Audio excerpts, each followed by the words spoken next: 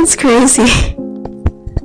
Hey guys, it's me. As you can tell from the title of this video, I'm going to be doing a reading vlog of The Will of the Many. I don't know if you heard of this book, but it is one of the most recommended books that I've seen online. And I'm not really one to enjoy books that are super hyped up, but I felt that this book would be amazing and I should 100% give it a try. So this entire vlog is going to be around me reading the book from start to finish, all of the emotions, highs and lows, everything that I think about the book, and you guys are going to come along with me and experience everything that I do in real time. I'm actually really new to the fantasy genre. I've only read one other fantasy book, so this is something that's extremely new for me, and I hope that this is something that makes me enjoy the genre even more than I already have. Just as a quick disclaimer, this video is going to contain spoilers. I really want to be able to talk about my experience and things that I'm reading. I'm going to be including spoilers, but I will have a section for my general overall review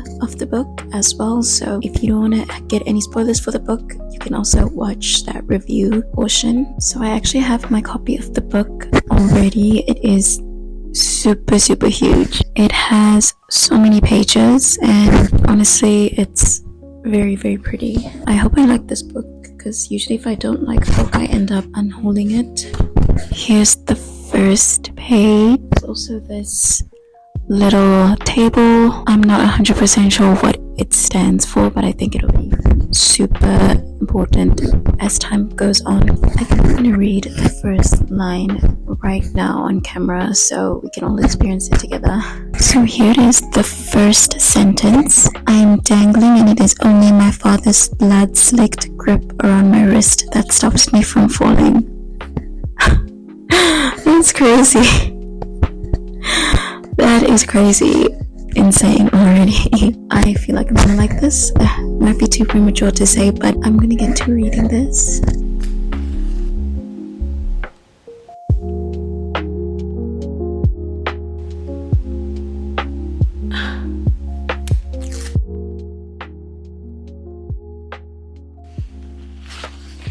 So I've read one chapter now, and I'm just gonna give a quick update of how I found everything. I'm kind of confused. I feel like when it comes to fantasy, the authors first try to introduce elements of the world without fully explaining things right off the bat. At least when I read Babel, that was kind of the tactic that she used, which is good because it creates curiosity and interest in the world, but also is like a bit confusing in the beginning. There are a few things that we know right now, and we have our main protagonist Viz, who is different. He hasn't really like mentioned his hierarchy level, despite that the only thing that he's mentioned is that he's an orphan, but we also know that he is immune to the Sapphire Stone, which is used to imprison inmates in the prison. We also find out that the hierarchy controlling the Catalan Republic has controlled language, Spanish language, and that's kind of where I'm at right now. It's very early, so I'm interested, I'm excited, and I'm also very confused. So far I think the writing is nice. It's not too heavy, but it's also descriptive enough to give enough context to the situations that are happening.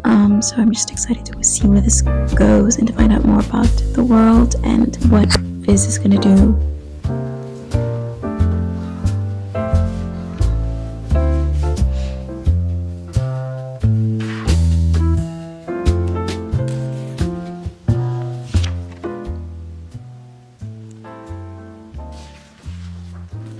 This book is nothing if not unexpected. So I just finished up chapter 7. I'm on page 77 and I'm at the point where the Transfect has fallen into the forest and Ulcissor has been struck by an arrow and he's down, and the gang of men who they found at the Transfect want to avenge the death of Sacro. Ulcissor killed Sacro when he found him lying about their reasoning for being at the Transfect, and I think it's really interesting. I feel like once we found out about the school and the military and the religion and the government, the three pyramids of control, I kind of expected that we would move into that plot of like getting to the school and then like fulfilling his role of being a spy in the school, but this kind of like diversion of the plot seems really interesting. I didn't expect it, and I think it's cool because it'll help us understand Viz even more and to see him build a relationship with Ulcissor. So I think it's really cool that we're getting this little diversion before we get to the school. I hope they both make it out of it. I'm sure they will, but still I hope they both make it out of it. I will say, like, I quickly want to discuss my current chapter 7 pros and cons of the book. So pros are that it's interesting, it's complex, it doesn't seem like time was spared when thinking about hierarchy or the magic system. It still is a bit fuzzy to me, and that's kind of like closer to my cons, is that I feel like the magic system is still too fuzzy and I don't fully understand it. I don't fully understand how it works, and maybe it'll be better to just wait until the right moment when that hopefully gets explained. But that's kind of my only con at the moment, is that I feel a little more confused than I would like to. But other than that, I feel like we are getting some moments where things are being explained to us, which is greatly appreciated because it is a very complex world. But with all that being said, I'm going to continue reading and let's see what happens. Let's see if they make it out of this one.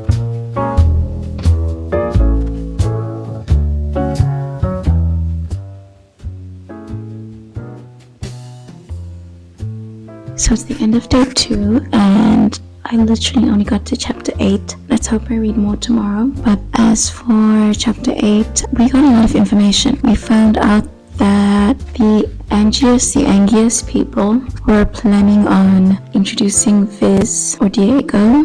We found out his real name as well. Introduce him to Ulcissor, and Viz / Diego decided to move on to the academy without teaming up with the Angius people. They did sort of arrange a rendezvous in a month, so maybe Viz will take that opportunity. And I feel like when I think about it morally, Ulcissor is trying to get him to like strengthen the military of the Republic, whereas the Angius people are probably more interested in dismantling the Republic. So I feel like they'd be a better match for Viz and his ultimate goal. Like, he does not want to cede, he does not want to be ceded to, and I feel like the Angius people probably have, you know, maybe not the best methods to get there, but they have a similar goal. So I do hope he like meets up with him. I understand, like, if he just randomly went with the Angius people right now, it probably would have been a bit like rushed and suspect. So I really hope he does meet with them in a month. But that's where I'm stopping. Very good, very exciting. It's really picked up and I'm enjoying it more.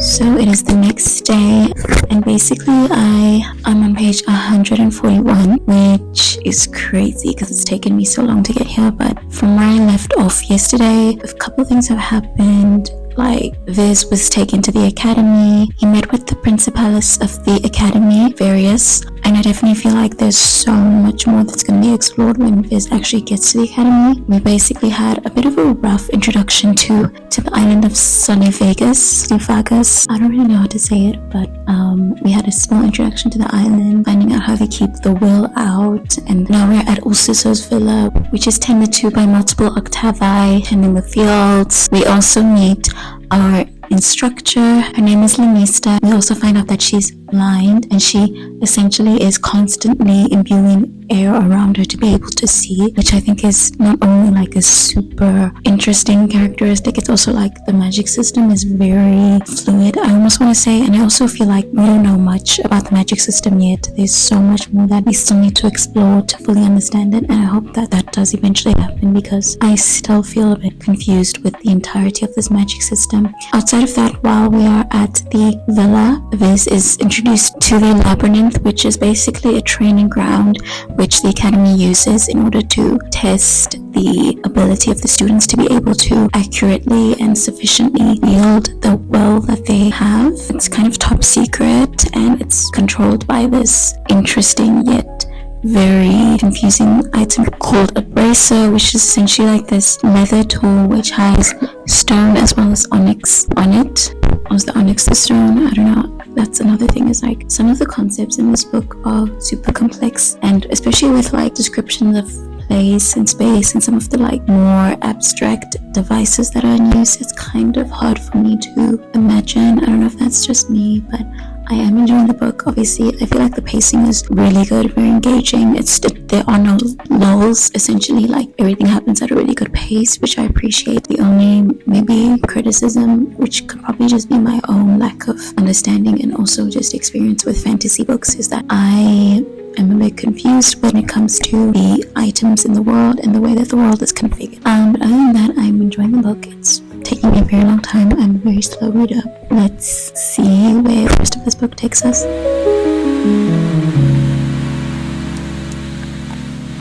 So it's been a couple of hours and I'm going to be starting chapter 21, and I just wanted to talk about a couple of moments and just a couple of theories and my reaction to things, because we are picking up pace quite rapidly and a lot is happening, which I think will be super important for the future of the book. And the first thing that I want to talk about, the little rivalry or disagreement between Edwinus and Ulcissor. Obviously, there is the assumption that Ulcissor outed Edwinus' sister, that as well as the suicide kind of framing why he wants to put Viz in the school a little bit differently. I think there's a lot more tension in politics that we need to find, especially between the senators of Canton. Another thing that I found super interesting was when Viz and Acquia were in the carriage on their way to Canton. Essentially, her way of sizing him up was by quizzing him, asking him questions, and I think that this is pretty much the third time that we've seen this sort of tactic of like sizing up someone. I guess when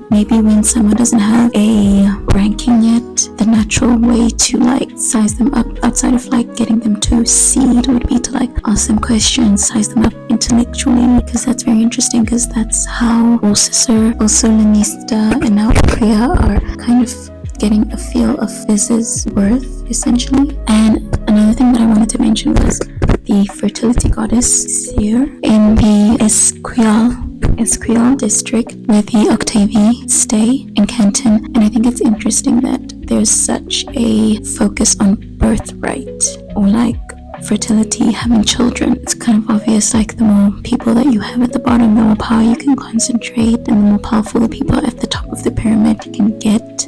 So it makes sense that they would want, especially the Octavii, to produce more children. And then on the topic of birthright, we have at the Nemachia, Acquia brings up that birthright doesn't apply to criminals. So like they can easily be killed, or would be more preferable is be sent to Sapa to seed perpetually. That is interesting that criminals don't get the right to life. I also feel like in terms of birthright, I feel like I don't have proper understanding of the concept entirely. This world is so complex. There's just a lot. And now I'm going to talk about Esteban. I wasn't expecting him, but when we like found out they both came from the Suze clan or people, I was like very excited. I wanted Viz and him to work together to sort of overthrow the hierarchy. Esteban, he said something that brought red flag. The Octavii are guilty because they allow their power to be taken. And like when he said that, I was like, that's kind of a red flag. Like, I don't want you working with Viz anymore, because Viz is a lot more empathetic. And even in the next chapter, when he goes back into the arena to stop Esteban, when we find out that Sedotia is ceding to Esteban, it's kind of like, I don't know, if he's using their tools against them, I understand, but it's like, still, isn't that what we want to dismantle, is people ceding to others, harvesting power and things like that. Yeah, another thing was like the fact that the tournament is a reenactment of battle. It's just kind of like, it's giving dictatorship vibes, and that's totally the reality that they're living in, but it's still like interesting to see, and interesting to see the fighters like doing what they're doing. But a part in the book that I really liked was when Esteban said, the pyramid's strength is in its foundation, not its peak. So it's like, once again, outlining that the Octavii are the strength of the hierarchy, but in my opinion, I feel like instead of being judged for propping up the more powerful, I feel like they should be forgiven, because at the end of the day, they have to live half lives. They really don't exist with any sort of dignity or respect. I don't feel like they should be persecuted for that, because it's not a position that they could essentially choose. And another thing that I found very incongruent was like how Viz takes Aquia to the sewers. I was like, she's gonna be suspicious of how he knows to even get to the sewers, in my opinion. So I felt like it was a bit sloppy. I don't know, how is he going to explain not only going back into the stadium, but also how he knew where the sewers were? I think that was a bit too touch and go, especially knowing that he needs to protect himself. I mean, I don't know if he's going to continue to align with the Angius people now. So I don't know. I have a long way to go. This book is very long, but I'm enjoying it. It's definitely picked up a lot, and I feel very intrigued and invested in the book. So I'm going to keep on reading.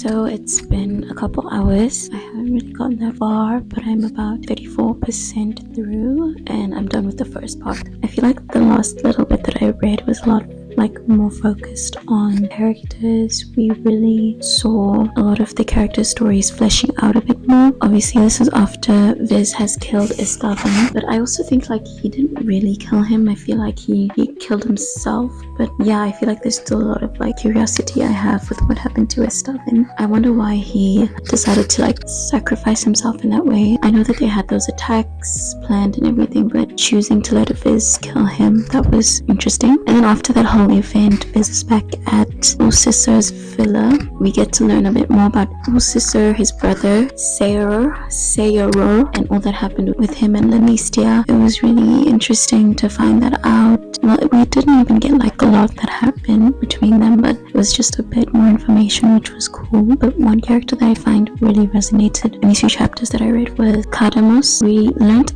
a tiny bit more about him, but more so about the fact that he's never seated, and kind of like him endearing himself a bit more to Viz, which was interesting and a bit fun to watch. I enjoyed that for the most part. I feel like the story's picked up. I'm enjoying it now, and we're actually like getting into the Katanan Academy, so I think it's going to be super fun from here on out, and I'm very excited for what's to come.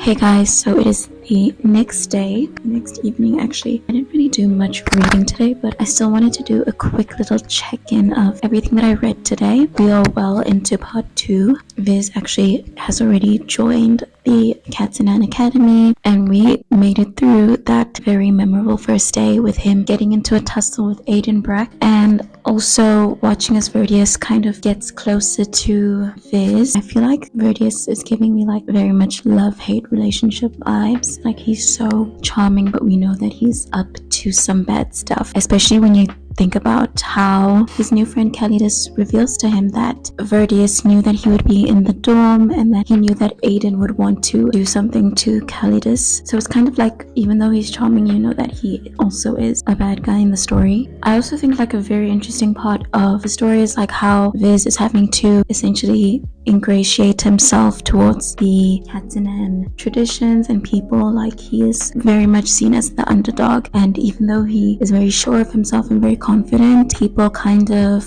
treat him as lower because of the political implications of the school. It's pretty sad that like no matter how hard he works, essentially he still is going to be in the class 6 basically. Another thing I want to bring up is that I still don't understand Will. I don't understand how Will works.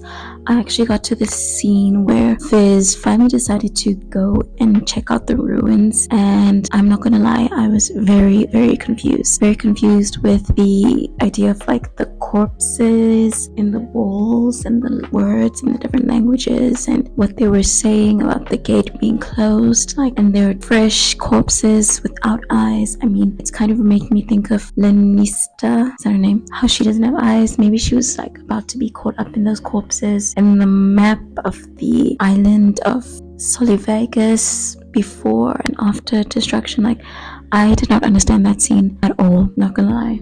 But honestly, like, in this tiny bit that I've read, the one thing that stands out the most for me is the situation that he's in and having to fight continually despite the people literally discrediting him at every turn. I feel like personally for me, I'm currently in a phase or season that's kind of similar to that, so it's really interesting and inspiring to see Viz not lose his fervor in terms of pushing through. Very inspiring for me. But I think like I like Calidus's character because he's giving more information in terms of the political aspect of Ketzen, how the military is losing power in the Senate, and how like the amount of students that are accepted into the academy relate to the amount of seats that will be available relating to the population. And it's just like all of that political stuff being put together. His character really has that cracked, and it's helping us as readers, but also helping Viz. So that's basically where I'm at in the book now. I don't know what's gonna come next. It's probably gonna be the Festival of the Ancient, where he gets to see Ulcissor, and I'll probably tell him all that he saw, although I don't understand what he saw. So, and outside of that, I hope that he gets into a higher class. I know he was kind of hoping that Ulcissor would have some pull over the professor that is in control of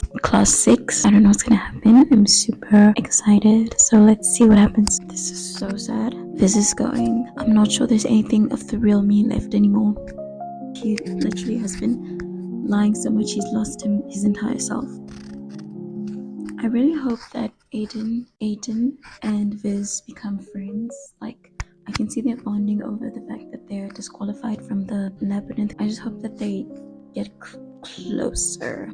I think they're bonding. Viz told Eden how he got his cut, so I feel like they're bonding. Hey guys, so I'm still reading The Will of the Many. It is a couple of days later and I'm almost done. I'm literally on page 599. There's 620 pages. So this is quite literally the last 20 pages and I wanted to read it with you guys. A lot has already happened. Viz has fallen into the stream of water from the tower. So yeah, we're gonna finish this book together. I mean, at least Viz is not bleeding profusely from Amissa's obsidian dagger. That's a win. And like Diego came back to pull Viz out the water, my heart is with Diego and Viz, aka Diego. It's so heartwarming. Oh my gosh. Oh my gosh. Oh my gosh. I knew it. Oh my gosh, wait. I thought Calidus was dead. He's injured very badly, but oh my gosh, I'm so happy he's not dead. I really thought he was gonna die. I need Calidus to be alive after all of this, please. So I just finished the last chapter and I guess I was wrong. Calidus didn't survive, and I'm not surprised because in terms of like storytelling, if there's one character who doesn't want to go into the Uticum and then they end up going, if there's one character who has exposed the deaths and the corruption of the school and he ends up going, of course he's gonna die. That is just like storytelling 101. But still, I'm still sad anyway, because I just liked Calidus. I think we all liked Calidus. He didn't deserve to die. Now that I'm thinking about Amissa, it's like reminds me of what Ulcissor said, that she gave him that drink that made him all loose and groggy and stuff. Like, she has been an op since the beginning, for sure. Amissa's not to be trusted. This book is gonna make me cry. I just finished reading his interaction with his father. Oh my gosh. What does this man want to do to me? He wants me to be crying over here. I'm so sad. I'm just wondering, why does Viridius want Viz to join religion? His blood is tainted by participating in the labyrinth. I don't know, it still doesn't make sense. Oh my gosh, did Diego lose his memory? Why couldn't he remember his ship? I'm very worried. I'm very, very worried about that.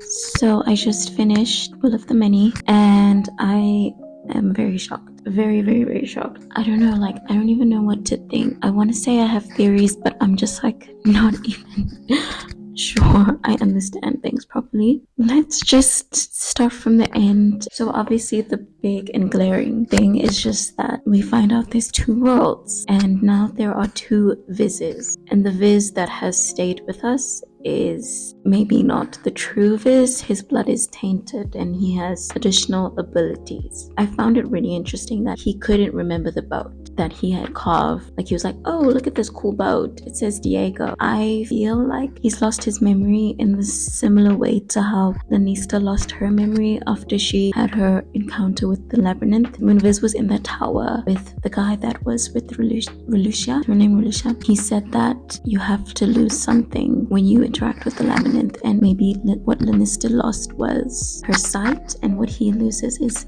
his arm. I'm not 100% sure. And then Emissa, very shocked, but there's obviously and clearly a lot more to her. When Viridius said that Emissa stabbed him, Viz, because she could tell that he was other, and how like Viridius was like, you have to be in religion because they'll find out about you, the others, you know, like if Emissa could tell, maybe other people using will can also tell. I'm not 100% sure, but does that mean that Lanista's blood is also tainted in the same way that Viz is tainted? I also like saw some things online about how even though Lanista is imbuing the air to see, she still has some sort of like additional strength and power to her. Like when she was training with Viz, she had like this amazing ability to sense where he was, and that's kind of similar to the ability that Viz has now gained.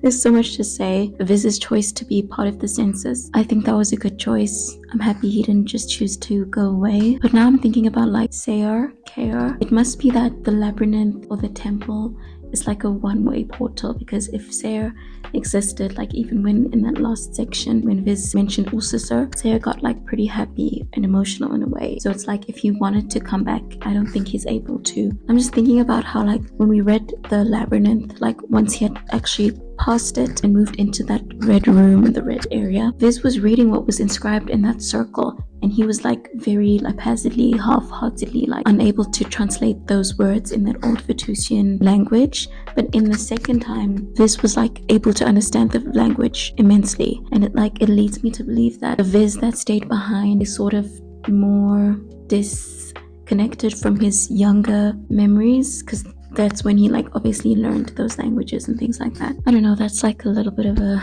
theory. I'm just going to talk about my general feelings of the book, spoiler free. I want to say I enjoyed the book. I did, but it was just so confusing. This book is very confusing, very, very open-ended, like extremely open-ended. I feel so confused. There's so much that I take from this book. It's amazing. It's helped me personally. The characters are just so stoic in certain ways and very inspiring. It's well written. I've enjoyed it. There's just so much that is not explained to us as readers. So I've kind of like thought about my rating for this in these last 5 minutes, and I'm deciding to give it 4 stars. I don't do half stars or anything like that, so I'm giving it 4 stars. This book was such a journey. It was so interesting. I really don't know much about ancient Rome, so even from the Nimakia to like the traditions in the book, like I learned a lot about ancient Rome, but also I might just be like a stupid person. It just, some things completely went over my head. A lot of things were not explained. That's why I understand it's a series, so there are more books, but I kind of wish more was explained about the magic system and everything. But honestly, 100% this book is very complex. The writing is easy to understand, but the book itself is complex. I feel like he's trying to like bait us, not in a bad way, but like we're just so confused. We're like, okay, well I have to read the next book because I don't know what's going on. I hope that it was interesting to see me reading this book. If you're interested in reading it, definitely pick it up. It took me so long to get through this book, like 9 days to be honest. I'm a slow reader, so it took me a while, but I hope that this video was interesting and entertaining, and thank you so much for watching, and I'll catch you in the next vlog.